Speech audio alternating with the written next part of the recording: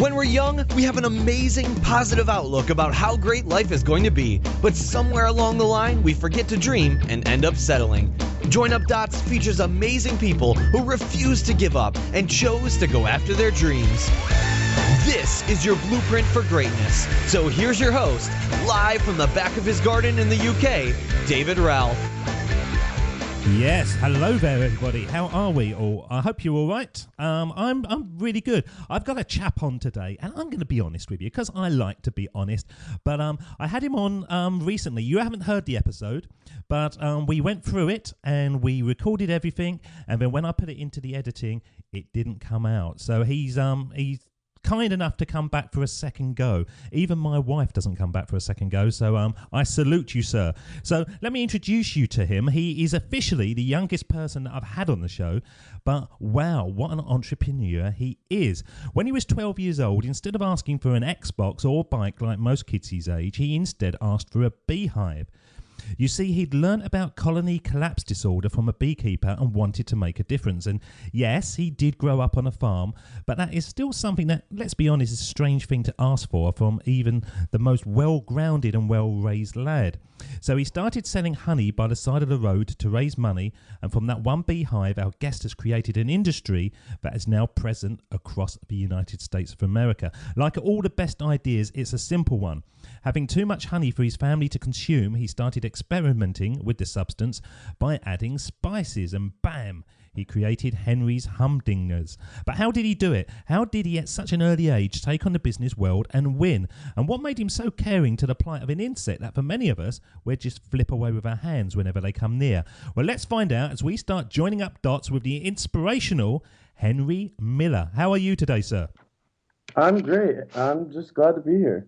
Well, we're glad to have you here again. And it was a bit of a shock the last time, wasn't it? Oh, yeah, it was really weird. I thought it was a really great run, but we'll make this one just as good. We are. We're going to put pressure on ourselves, but we're going to go double whammy on this one. So it's true. I think we can do it. I think we can do it as well. Yeah, we're professionals. Yeah. So it is true, isn't it? When, in the introduction, you asking for a beehive right at the early age of 11 or 12 is kind of unusual to me, but is it unusual to you? I.e., do all your friends sort of have beehives where you grew up? Well, I actually grew up in California, and then when I was 10, my mom and I moved up to Washington State, and we went from living in the city to being on a rural farm in Washington with 40 acres in the middle of nowhere with no cell service on a 14-mile road 7 miles in. And we had cows and sheep and goats and all these dogs and chickens and geese and a donkey. And after sitting on the plane with this man and I asked my mom for a beehive, she thought, hey, I mean, we already have the rest of the animals. Why not some bees too? And that's really where that came from. Did you like the change in your life? Because I imagine being a kid growing up in a city in California to be pulled to a farm, I think most kids would sort of resent the fact that they've been pulled away from their friends and they're left with a load of cows. How did you feel about that? It was different. It was very, very different moving from California to Washington. It was weird because I lived 40 minutes away from my school, so it was hard because none of my friends really would come over that often because no parents are willing to drive their kids really 40 minutes to go to another kid's house and then pick them back up in like a couple hours. So I mostly would stay to myself on the farm. It reminds me of that film. Have you seen that film, We Bought a Zoo, with Matt Damon? Yes. Is it that kind of situation that you get pulled away and you're in the lovely countryside with cows and sheep and God knows what, but you're kind of lonely, I suppose? Yes, in a way, I would say. Well, we won't dwell too much on loneliness because that's not a good place to be. But what actually made you want a beehive then, Henry? So you learnt about colony collapse disorder. I haven't got a clue what that is. I'll be absolutely honest with you. So can you remember when that came into your life and who told you and what made you so passionate to actually get a beehive at such an early age? Well, I was visiting California with my mom, and we were flying back up to Washington, and we sat next to this man, and I started talking to him about the farm we had in Washington, and he told me he had beehives, and the more he talked about his beehives, the more interested I got, and he told me about colony collapse disorder, and the bees were dying, and I was astounded by this. And after the plane ride, I went online and I was searching about it, and it turns out if bees died, the whole food chain would collapse within 7 years, and everything would be dead. What do you mean everything would be dead? Well, us as well. Yes, because there'd be no more food. Bees pollinate all the flowers. And without that, then the seeds wouldn't be able to get out, and new seeds wouldn't be taking root. And then without that, there wouldn't be any food for the herbivores, and then the carnivores would go, and then eventually we'd just run out of food. Being devil's advocate, though, wouldn't we just genetically make food? We wouldn't be able to do it on the scale that bees can. I mean, we can genetically modify food and make it easier to sprout and stuff, but in the end, they get those mass fields, and then they put a bunch of beehives in them, and they still have bees pollinate them. Because without the pollination, it just doesn't work. Now, this is amazing to me because, as I say, I'm not aware of this. But you would think that I should be aware of it, and everyone should be aware of it. And when you see a bee buzzing around you, you should sort of be more protective about it instead of getting it under a jar and trapping it so it doesn't bother you. I mean, individual bees, it doesn't hurt not to. You shouldn't go after them with a passion and try to always kill them like many people do. For the most part, if you leave the bees alone, then they won't sting you, and they'll just do their own thing, because if they sting you, then they die, and they don't want to do that. But the main problem is when people have a beehive in their backyard or something, and their immediate thought is to call the exterminator and have them kill the beehive, when that's just a waste of life. What they really should do is call someone to come and relocate the beehive to somewhere where it can live safely and actually help. So is it a type of bee that causes this problem, the colony collapse, or is it all bees? It's happening to all bees. It's going on because of, well, now we think it's because of systemic pesticides, where they soak the seeds of new plants in pesticides, and then they plant them, so the pesticide lives in the plant. So when the bees start pollinating the plants, then they start making, they have it in their system because that's what they're eating. And then it kind of messes with their heads, and then eventually the whole hive is infected and dies out.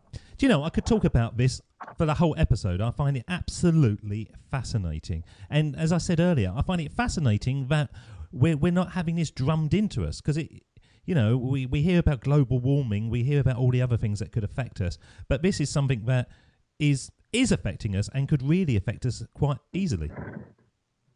Oh yeah, definitely. I mean, it's a whole cocktail of things, actually. I mean, it is partly because of the pesticides, and it's because of other factors that humans have just caused over the years.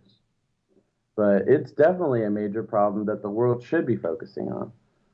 But because it's not who's dating who in the acting world, no one really cares. Yeah, it's sad, isn't it? It certainly is sad. Right, start protecting the bees. That's what I want to do. This is going to be called Join Up Bees from that. No, it's not. But obviously, the information is online, and I assume there must be charities and stuff that help to protect the bees. Is there? Oh yeah. I actually donate a portion of my profits to the Foundation for the Preservation of Honeybees, because it's ever since day one, part of my goal has been to help bees.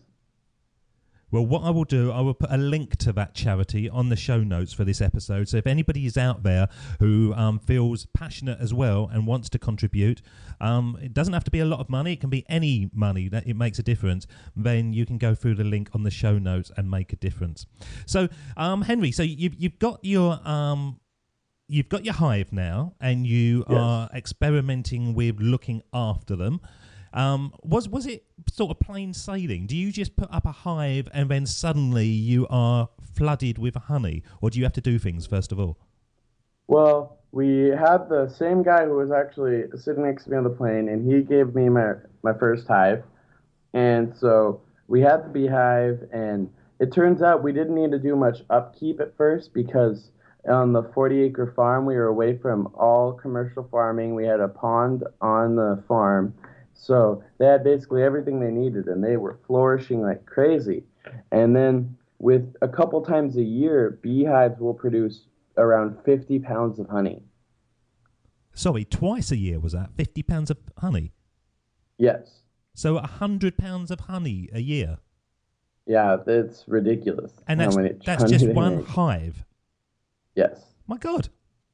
So no wonder you had to find a way of getting rid of the stuff. Yeah, it was everywhere. I will tell you one thing. When you own a honey company, you will have sticky floors. That's just, everything will be sticky at some point. It's just unavoidable. So how, But running a company with obviously honey everywhere, are you not inundated with wasps and things bothering you? no, not really. I mean, actually not at all, because then we now in the beginning stages of the company, we were using all of our own honey, and we were at our industrial kitchen putting it in jars. But now we have to, since we can't keep up with the demand as much, we have to buy other local raw honey in Washington State, and then we truck that to our factory and we work with it. So all in all, we don't get much pest problems. So what I want to do, I want to jump forward a bit to sort of frame the industry that you're in, and then we're going to sort of step back and start joining up the dots. So for the listeners out there thinking, right, okay, he's got a hive, so why is he on this show? Basically, you are a CEO of your own company, and stepping on from that one hive, you created an industry around messing around with the honey and creating recipes and spices, which became Henry's Humdingers. And now, effectively, you're the CEO of the company, you're the owner of the company, and you are your mum and dad's employer. This is true. I am my mom and dad's boss, which is I never get tired of saying, ever. Go on, say it one more time. I am my mom and dad's boss. And so that's weird because, I mean, it's funny. At school, all the teachers ever do is say, if you don't succeed in school, then how are you going to have a job when you're older? And it's weird because I sometimes have to miss their classes to work on my job. Do they put up with that easily, or do they go, Henry, this might be going well at the moment, but you never know down the line? I mean, I try at school still. It's not like I'm going in like, whatever, I own my own honey company, and start throwing my papers in the air and walking out. But I talk to the teachers before I have to go on like a business trip or something, and a lot of them are very understanding, and they're really proud. And I mean, for the most part, they really cooperate with me, and they give me my homework in advance, or they'll just let me leave the classroom for like an hour to go do a business call or something. And it's really, really cool, actually. There must be that little voice in your head, though, that kind of goes, don't really need to do this. I'm already sorted. Of course there is. I'm a teenager. Of course I think I don't need to do anything. But it's definitely there, and I've learned to just fight it off. I mean, because the honey company is great, and I hope it will become as big as it can, but if something does happen to that and it doesn't end up going through, I need a backup plan, so I need to go to college. And by going to school and stuff, I also will be taken more seriously in the business world. I don't want to be seen as when I'm older, if it does go out of business, as the teenager who started a honey company, dropped out of school, then that failed, and then he was just kind of there. He was stuck. Yeah. See what I did there, Henry? Yeah, I was stuck in honey. Yeah, that was good, wasn't it? That was that would be a sticky situation. Absolutely. See, we're cooking. I knew this episode would be better than the first one. So I know our pun count's getting higher. So if we jump back again, so now we've kind of pictured where you are. You are a school kid still. You're in college. You're jumping in and out of classes. You've created this cottage industry that is exploding. How did that go from that first hive to that? So you had the honey and you suddenly thought, I can't get rid of this. I need to find a way of getting rid of it. Or could you have just gone, honey just dissolved somehow? Is it a big problem? Do you have to get rid of honey? First off, I think you said I was in college just now. I'm still in high school. Oh, apologies. Oh, it's no problem. But for as the honey goes, you don't have to get rid of it, but I figured, hey, I have all this honey and I'm not able to eat it all, so I should sell it. I mean, that was one of my first thoughts coming off the plane when I found out how much honey we'd actually have, was I should sell this. And then I thought, how can I actually sell this though? Because I mean, there's a bunch of independent beekeepers out there who are selling their regular honey, but I don't want to be just a regular beekeeper. I want to be the beekeeper. So I figured, hey, maybe I was actually looking at a recipe that required spices and honey in it. And then I was looking through a couple of other recipes that required honey in it, and I saw they also needed spices. So I thought, hey, obviously spices and honey kind of work well together. Why not try just mixing spices with the honey and see what happens? And it worked.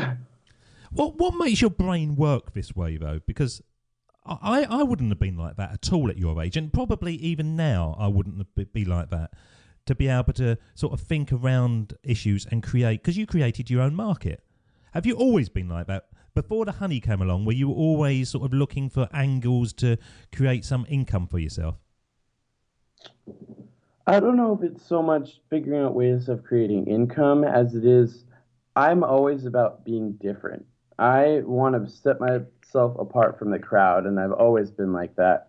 I mean, I wear orange socks every day of my life. I'm the kid who wears orange socks. I've worn orange socks since I was 2 years old, and everyone always asks me why I do it, and I just says because no one else does it, so it's my thing. And I did 9 years of gymnastics, which was also another uncommon sport that many kids, boys, do not really do. So then I was the orange socks kid who was able to do backflips at school. And then I all of a sudden owned my own honey company. And it was not only that, it was a spicy honey company. So, I mean, I just kind of confused everyone. Well, I'm confused because orange isn't a good colour, is it? Especially for socks. Whoa. Are we falling out now, Henry? I don't know. Orange is my signature color. I have so much orange. I have an orange truck, and the license plate says orange socks. I have orange car chargers. I have an orange steering wheel cover. I have so many orange shirts. My room is orange. Everything is orange. I have an orange sports coat. But surely black and yellow would be the ideal colour, wouldn't it? But every honey company uses that. Do they? I don't know one other honey company. You are my number one honey company producer. Well, that's because I use orange. Well, that's true. That is true. So you set yourself apart. And you always had that angle of being slightly different. But there must have been, or maybe there wasn't. Maybe you were young, so you didn't perceive what you were getting into. Because I have been speaking to entrepreneurs on a daily basis, and all of them pretty much have said when the idea came to them of how to create a lifestyle, create an income, there was an equal balance of fear of, oh my God, can I pull this off? Did you feel that at that stage? You know, how old were you? Were you 12 at that stage? I was 12. You were 12. So was it just a kind of joyful, this'll be fun, and the kind of business element of it didn't really occur to you? Or are you just somebody that can overcome your fear better than most people? Well, at that age, I would say it was more, I'm just going to figure out a way to sell this better than anyone else in this area. And I never would have thought at 12 years old that it would end up being my family's main source of income, and that this would be my life. But but even when it did start to pick up speed, I didn't get fearful. I don't get afraid of those types of things, because I don't get nervous very well at all. I really just don't believe in that whole mindset. So I'd say at that age, I didn't get the kind of fear. This is huge moment. Do you get fearful now? Because you are going into boardrooms now with experienced, established, I don't like to use the word, but sort of adults. Does it frighten you now, or are you still able to just go in there, present your case, and away you go? I am fearful. I'm always fearful, but I'm never nervous. Uh, because I've decided that if you're fearful, if you're not afraid, then you're doing something wrong. If you're not afraid that if this doesn't work out, then the business will fail and and then my family will have no way of having any money, then you're doing something wrong, because when you know that your whole family is riding on it, you have to be afraid. But if you're nervous, then you all of a sudden you're compromising your stature, and you're compromising how you're going to be speaking in front of people, because people can see nervousness. They can see if you're scared to talk to them, or if you don't know what you're doing. But if you come in confident and you know what you're doing, like you act like you should, then people will see that and they'll respect it. Because ever since I was young, I always told myself, I'm not going to let nervousness get to me, because all that does is just affect my performance. And you used to think that when you was doing gymnastics, and I assume. Oh yeah, gymnastics, because first off, doing gymnastics, I would get made fun of a lot as well, because people just got, especially boys when you're younger, just will find anything to make fun of you for. So I just kind of shrugged it off. I didn't care really. But also, you can't be nervous in gymnastics, because if you're doing a tumbling pass and you're doing a bunch of backflips and you're nervous in the middle of a backflip, and all of a sudden you freak out and stop, then that's not safe. It's going to end badly. You have to just keep going and do what you are supposed to do, or else you're going to fall. Have you had any other ideas since the honey business has sort of become forefront? Do you sort of sit there thinking, oh, I could do something with carrots, or I could do something with anything? Are there other ideas? I'm going to use this word. I can't think of anything better. Buzzing around your head at the moment. There's a couple, but the main thing is currently have 4 flavors of my honey, and we're working on a 5th one right now. But I don't want to have too many business ventures, because right now I want to wait for the honey company to go as far as it can, and Henry's Humdingers to become hopefully an international business. I don't want to have one company that's on the rise and then all of a sudden start another company, and then have that company, if it fails, affect the main company, which is my honey company. I'd rather wait and hold off on that to see where the honey company goes, and then try for that. Because if you overexpand too quickly, then you're going to run out of money really soon. So what was your first recipe, the first spices that you threw together? That would be my Grumpy Grandpa flavor, which is chipotle. I mean, not chipotle. I'm tired. It was the red cayenne pepper and garlic. And is that a sort of combination that you would instantly think would go together? Well, we were looking at a chicken recipe, and you needed red cayenne pepper, and you needed garlic, and you needed the honey. And this was around the same time I was brainstorming for maybe what to try for the honey, and I was like, hey, let's try using like powdered garlic and red cayenne pepper and see what happens. Because, I mean, what have we got to lose except for a little bit of spices and some honey? And we mixed it up, and it worked. I mean, of course, our final recipe, there are a lot of other secret spices that I can't tell you. It's not like if you go in your kitchen and just pop in some garlic powder and some red cayenne pepper, it'll taste exactly like the Henry's Humdingers, because that would just be bad business. So it's like a kind of KFC thing. Is it only the three of you that know the recipe? We have a spice company that now sends us our dry spices, and they know the recipe, so they can send us our pre-mixed spice containers. But they are under a loyalty secret oath thing, where if they tell anyone, we send a dragon in a night after them and make them pay. Yeah, I can't even begin to think how you can create those kind of spices that work. You know, I think I would be there forever and a day creating something, because honey is so obviously sweet, and spices just, it kind of, in my head, it doesn't seem to go. Were you surprised when it did go and you actually tasted and thought, this is something that could really take me places? It was better than I expected, but I mean, we tweaked for a long time.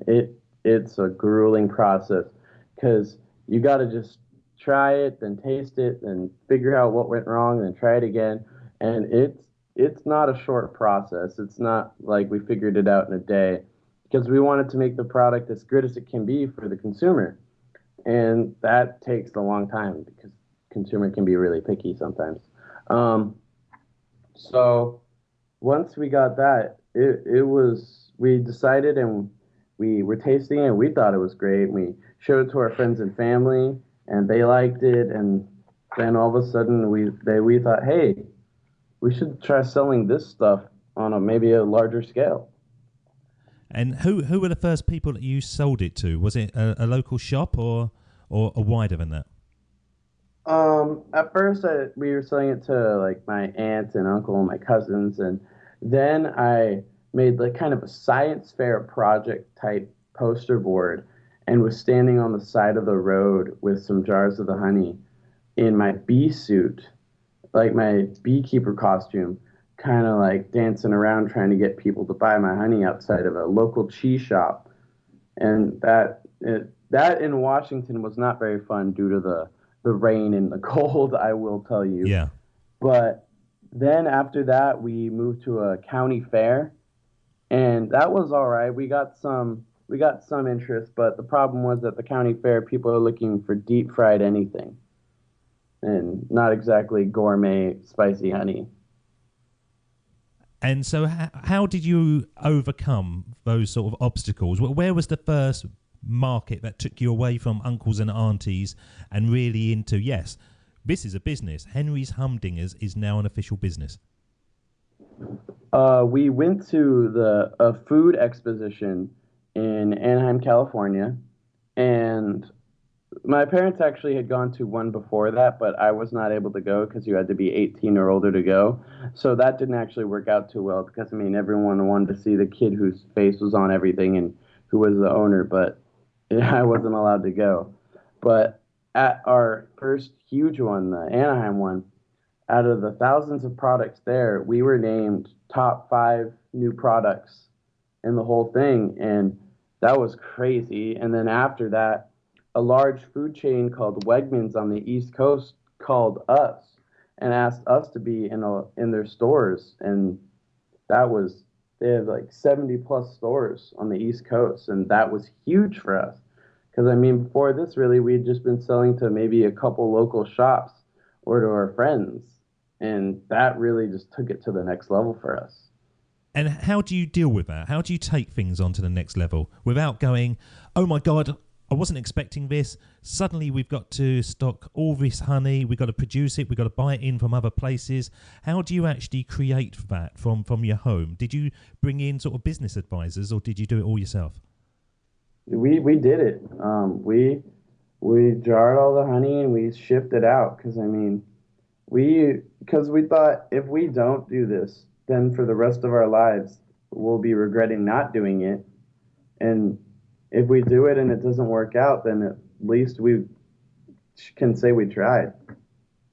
And so it was the three of you, Mum, Dad, and you, in the kitchen. One with a lid, one with a spoon, one with a spice. Was it, or did it operate in a different way? mixed up our spices in these giant containers, and then we got this spigot, and we would turn it open, and we'd have a little jar with on a scale underneath, and we'd wait till it got to the right weight, and then we turn off the spigot, and we jarred thousands of jars like that, and it took forever. It was a grueling process. By the end of the day, if we weren't yelling at each other, it was surprising. And It was but but very but tedious. there must have been a passion for it that all three of you felt. Well, was it a connection that you all felt, or were you leading the way, saying, "Look, Mum and Dad, I want to do this, and you're the only ones who could help me," or did you all go, "Yes, I think that we should really do this. This is something that the family can take to the next level." My family is amazing. They got behind me. They believed in me. My mom and dad told me, Henry, we know you well enough to the point where we can trust you with our money, and which I don't know why they would ever say that, to be honest, from my own personal experience. But they trusted me and they invested in the company, and apparently that was a good move. But yeah, it did bring our family closer, and it's amazing watching the whole family grow as well as the business grow along with it. It's crazy because I mean, at first we were doing 600 jars in a week. That was our top like thing, and now we're doing 1,000 jars in an hour. Cool, blimey. Did you know the interesting thing that you were saying there? Everything that you've said in this episode, you have got total belief in yourself. You don't believe in nervousness. You can confront fear. But when your mum and dad were saying, "We will invest in you, we believe in you," that seems to be the only time in this episode where you've kind of haven't quite matched up to your own personal belief. Okay. I mean, yeah, I believe that myself personally, I can achieve almost anything I put my mind to just through the will of the human spirit. I mean, I'm a very persistent person, and I feel like if I try hard enough, I can succeed. But if it doesn't work out, or if it fails and I'm the only one who has anything on it, then it's just my fault, and I'm the only one who has to live with the consequences. But the second my parents invested money in me, which now they've invested $150,000 in me, if this fails, then they have to. Uh, I mean, it's on me, and yeah, that does make me question myself a little bit, but it doesn't affect how I act or how I'm going to present myself with businessmen. It just makes everything more real, I guess, you know? Like it's not like a hobby anymore that, oh yeah, this is just my honey company. Once that happened, this became my family. Like if this doesn't work out, then my family has nothing. I I, mean, the I money can wasn't all. see why though your mum and dad invested money into you, because you should be proud of yourself. Not just what you've achieved so far, that's got nothing to do with it, but you should be proud of yourself how you actually are, because you are such a well-raised individual. I would love my son and my grandchildren to grow up like you, Henry. So it's not a surprise that your mum and dad said, "Yeah, I can see something in you," because they know you better than anyone, don't they? I mean, I guess so, but I mean, the fact that they know me better than anyone means they also know me as the ADHD kid who got kicked out of preschool for walking on top of the other children to make them cry. I'm the kid who's the one who's willing to throw himself on the ground just to make people laugh. I see myself as kind of like a clown, but I mean, I guess I do have the ability to step up and be the businessman that I am, but it's weird because for me, I live with both sides, and I guess they obviously invested in the business side, but it's weird because they know that I can be my normal teenage self still. Yeah, but we all have that. I'm 44 years old and I can still go back into teenage self. I can go back into it very easily, and probably even younger than that. So you put those kind of personality traits into boxes, and you bring them out when you can, and then you put them back in, and that's what life is, isn't it? It's about playing the part that's expected of you, but hopefully you're playing those parts that's tapping into your unique self, your authentic self. But yeah, because I mean, I can't be the businessman that I am, but I bring out my teenage traits because I mean, I people like talking to me like that. I mean, it's more fun because that's part of the thing that makes me different is that I am a teenager. I don't want to be talking to a businessman and then acting like I'm 35 because in the end I still am 16 going on 17. I'm gonna I'm gonna use teenager sometimes language, and that helps me. I feel like because they say, "Oh, he's a teenager," and he comes off as a teenager, yet he knows what he's doing. He's Yeah. not just a teenager. Do you remember the Tom Hanks film Big many years ago? Yes. I never could quite get it that when he became an adult, he was still a kid, and all the time he was just playing around with toys and mucking around, and I could go with that totally because okay, he looked like an adult, but he was a kid. But then at the end of the film, he was suddenly doing business meetings and taking things all seriously like adults do, and I could never grasp that part of it. And so for what you're saying there, you're being your absolute unique self. You're being what you should be, and you should never allow anyone to say anything differently, because once you get into your 30s and your 40s and your 50s, that just flips away, and I don't know where it goes, but it does. So while you've got the chance to be who you are every minute of the day, Henry. Yeah, I mean, you're the only you out there, so why try to be anyone else? Because if you try to be someone else, then your own personality gets lost in the process. And your unique selling point is A, you, and B, that you're young. With the greatest respect, you are young, and that's the sort of curiosity factor, isn't it? Yeah, people say one of two things happens when people find out that I'm this young and they started my own company. They either A, have a lot of respect for me and they say, hey, this kid's pretty awesome. He knows what he's doing.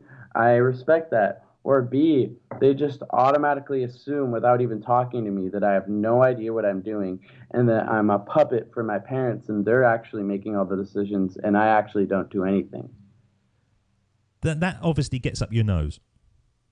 Yeah, that one bothers me. If they talk to me and they actually have a conversation with me and then they think, this kid, it's all a show. I don't like this kid. I mean, even though they're wrong, but at least they can form the opinion based on personal experience. If they just see that I'm a kid and then just shut me off before they even talk to me, that's just bad manners. Yeah, no, absolutely. And so let's put you into a situation now that for many people, they would have found daunting being, quote unquote, an adult. But you actually got to take part of the American TV show Shark Tank, which is like the English version of Dragon's Den. And so when you got the call to go in front of them, was that something that you thought, yes, this is going to be exciting, this is going to be fun, I'm still going to be Henry Miller? Or did you think at that moment, oh, I better change who I actually am at that time in front of the cameras? I decided I was going to be myself every step of the way through sending in all of our audition tapes.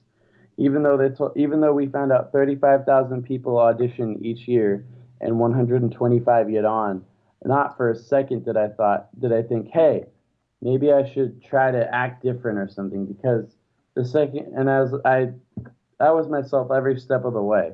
Because if you try to act different, then people can tell that. People have a way of being able to tell the difference between genuine reactions or fake reactions. Or at least I feel that way. So I thought I'd rather be myself, and if they don't like who I am and they don't want to invest in that person, then I at least know that. But if they decided they liked the person that I was pretending to be, and later were to find out that I wasn't actually that, like bit like super always uptight business person that I would pretend to be, then that would just be bad. So I said, I'm going to come in being the quirky teenage business guy I am and see if they respond to that. And did they? Did they respond to that? Were the sharks exactly the same as they are always, or did they sort of change because of you? I mean, in a way, they were the one of the sharks. Robert Herjavec told me, "Money sees no age," and I completely understood that. And they were basically saying, "Yeah, you're a kid. We're not going to cut you any slack though, because in the end, this is still real money. I mean, just because you're a kid doesn't mean that I'm going to invest money in you because you're a kid. That doesn't make any sense. In the end, you still need to prove that you deserve the money." And in the end, I got offered $300,000 for 25. I'm so tired. For 75% of my company from Mark Cuban and Robert Herjavec. And I took it on air, but in the end, 6 months after we shot the episode, with negotiations, the deal did not go through. Did you pull it or did they pull it?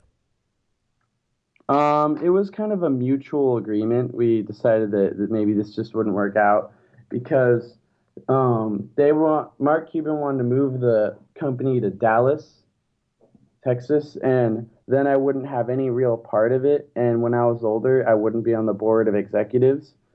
And he said that was the only way he could really work with the business. And he didn't want me to feel like the company got robbed from me. And my dad had lost his job, so this was our only like source of income. So we weren't ready to just see it be taken away from us. So we all decided maybe this wasn't the best idea. I was talking to a couple of ladies that were on series 4 of Shark Tank, called the Grannies, Charlotte Clary and Bev Vines-Haynes, and they have created a product that is a candy which is okay for kids to eat.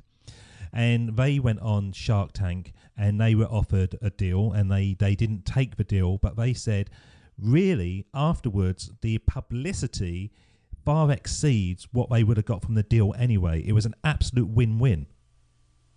Oh, yeah. I mean, even though the deal didn't go through, I mean, I'm still talking to you, aren't I? Can't get any better than this, Henry. I know, right? I'm peaking right now. Anything after this is just going to be a disappointment. But, I mean, yeah, after the show, I mean, I got people asking me to marry them on Twitter. That I was getting all these people who wanted to do interviews with me. I mean, even right now, I'm at a hotel on my way to go to a business conference in Idaho, and I'm missing my junior prom to go. So, in England, in the UK, we kind of touch on proms, so it's not a big thing over here. But is that a real big thing that you've missed out on? Is that something that will live with you forever? No. I mean, for girls it is, but for guys it's more spending money. And wearing a suit and stuff. Exactly. Which I'm going to be doing here anyway. Absolutely, yeah. And you could end up with dancing whoever you want with in the board meeting. Exactly. And I'm with my mom here. Well, she has stopped that happening, I promise you. She will. So just before we let you go, the theme of the show is Steve Jobs' speech that he made in 2005. And I normally play this sort of halfway through the episode. I've deliberately left it to the end. This is when he talks about looking back and connecting the dots and finding the path that you are on only when you reflect and you look back. So I'm going to play it, and then I'm just going to ask you, Henry, whether you actually feel, even at where you are, that these words are relevant to the journey that you've been on. So this is Steve Jobs doing his speech back in 2005. Of course, it was impossible to connect the dots looking forward when I was in college, but it was very, very clear looking backwards 10 years later. Again, you can't connect the dots looking forward. You can only connect them looking backwards. So you have to trust that the dots will somehow connect in your future. You have to trust in something. Your gut, destiny, life, karma, whatever. Because believing that the dots will connect down the road will give you the confidence to follow your heart even when it leads you off the well-worn path, and that will make all the difference. What do you reckon? True?